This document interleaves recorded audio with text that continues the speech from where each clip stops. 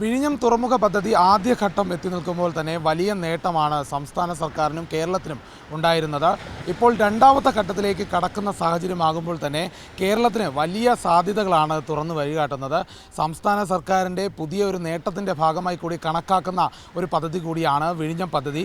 വിഴിഞ്ഞം പദ്ധതി അതായത് തുറമുഖം പ്രവർത്തനം ആരംഭിച്ച് ഒരു വർഷം പിന്നിടുമ്പോൾ തന്നെ ഏകദേശം 710 കപ്പലുകളാണ് ഈ തീരത്ത് എത്തിയിരുന്നത്. അതിൽ 15.13 ലക്ഷം യൂണിറ്റുകളാണ് കണ്ടെയ്നറുകളാണ് ഇവിടെ എത്തിയത്.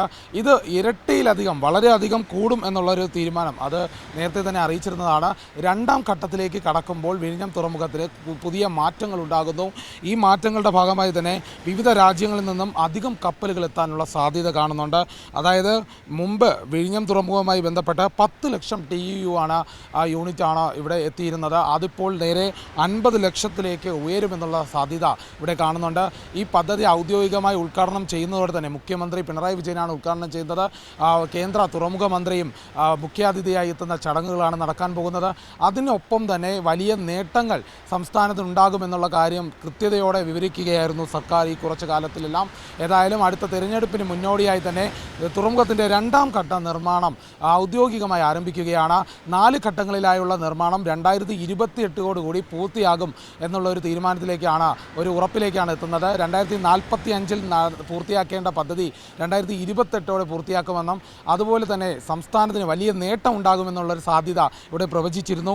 ഏതായാലും കൂടുതൽ കപ്പലുകളെത്തും, ക്രൂയിസ് കപ്പലുകൾ വരെ എത്താനുള്ള സാധ്യതയുണ്ട്. യാത്രാ കപ്പലുകൾ എത്തുന്നതോടെ തന്നെ കൂടുതൽ ആളുകളിലേക്ക് വിഴിഞ്ഞം തുറമുഖം എത്തും. അതുപോലെ തന്നെ ഇവിടെ വലിയ സൗകര്യങ്ങളാണ് ഏർപ്പെടുത്തുന്നത്. വിനോദസഞ്ചാര രംഗത്തിന് വലിയ കുതിപ്പേകുന്ന സാഹചര്യമുണ്ട്. അത് ആകെ 100 ക്രെയിനുകളായി ഇത് ഉയരും ഇവിടുത്തെ പ്രവർത്തനത്തിന് ഉപയോഗിക്കുന്നത്. ഇതിൽ 30 ഷിഫ്റ്റ് ഷോർ ക്രെയിനുകളും 70 യാർഡ് ക്രെയിനുകളുമാണ് ഉള്ളത്. 800 മീറ്റർ ബെർത്ത് എന്നത് 2 കിലോമീറ്റർ ബെർത്തായി മാറുകയും ചെയ്യുന്നു. അതായത് വിഴിഞ്ഞം തുറമുഖം എന്നുള്ള ഒരു സ്വപ്ന പദ്ധതി ആദ്യഘട്ടത്തിൽ തന്നെ പ്രവർത്തനമായി അതിനുശേഷം ഒരു വർഷം പിന്നിടുമ്പോൾ അത് 4 ഇരട്ടി വലിയ രീതിയിലേക്ക് വളരാൻ പോകുന്നു. സാമ്പത്തികമായി സംസ്ഥാനത്തിനും അതുപോലെ തന്നെ ജനങ്ങൾക്കുമെല്ലാം ഉപകാരപ്പെടുന്നു. കൂടുതൽ തൊഴിലവസരങ്ങൾ വരുന്നു. ഇതിനിടയിൽ തന്നെ മത്സ്യബന്ധനത്തിന് പോകുന്നവർക്ക് വിഴിഞ്ഞം തുറമുഖവുമായി ബന്ധപ്പെട്ട് ആശങ്കകളുണ്ടായിരുന്നു. അത് പരിഹരിക്കുന്നതായി ബന്ധപ്പെട്ട കാര്യങ്ങൾ തീരുമാനമെടുക്കുമെന്ന് സംസ്ഥാന സർക്കാർ അറിയിച്ചിട്ടുണ്ട്. തുറമുഖ മന്ത്രി തന്നെ ഇതുമായി ബന്ധപ്പെട്ട കാര്യങ്ങളിൽ വ്യക്തത വരുത്തിയിട്ടുണ്ട്. ഏതായാലും ഇനി പുതിയ ലോജിസ്റ്റിക് ഷിപ്പിംഗ് കമ്പനികൾക്ക് വരെ വലിയ സാധ്യതയുണ്ട്. വലിയ ഒരു തുറമുഖമായി ലോകത്തിൽ ഉടനീളം ഇടം പിടിച്ച ഒരു തുറമുഖം തന്നെയാണ് വിഴിഞ്ഞം പദ്ധതി. ആ തുറമുഖവുമായി ബന്ധപ്പെട്ട് ഇനി കേരളത്തിന് ഒരുപാട് നേട്ടങ്ങൾ വരാനിരിക്കുകയാണ്. ഇനി വരും കാലങ്ങളിൽ കേരള സംസ്ഥാനത്തിന് വലിയ സാധ്യതകൾ തുറക്കുന്നു എന്ന് തന്നെയാണ് ഇതിൽ നിന്ന് വ്യക്തമാകുന്നത്. ഇനി ഏതാനും വർഷങ്ങൾക്കുള്ളിൽ വെറും 2 വർഷം ഈ 2028 വിഴിഞ്ഞം തുറമുഖ പദ്ധതി പൂർണ്ണമാകും എന്നുള്ള ഒരു കണക്കുകൂട്ടലാണ് ഇപ്പോൾ നിലവിലുള്ളത്.